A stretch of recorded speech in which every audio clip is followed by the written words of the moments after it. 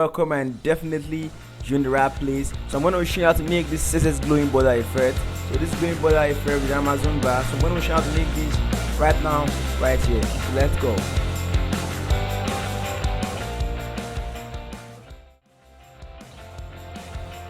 Yeah, you're welcome once again. So I'll be showing you through the code right now. And first of all, you have to my channel for the first time. This is willx. Yeah, this is my channel, and I'd like you to subscribe to my channel for more videos, and subscribe to my channel for more tutorials, and click on the notification bell to get notified when I drop new videos. And watch out, check out my other videos, and check out my animation CSS series. That is what I'm going to be using mostly. So the animation series is where I explain where the animation name, the time, the duration, and everything is right there. So right there you get the full idea of what I'm talking about the CSS animation. So right now I'll be showing you through the code. Just follow me as I go through the code.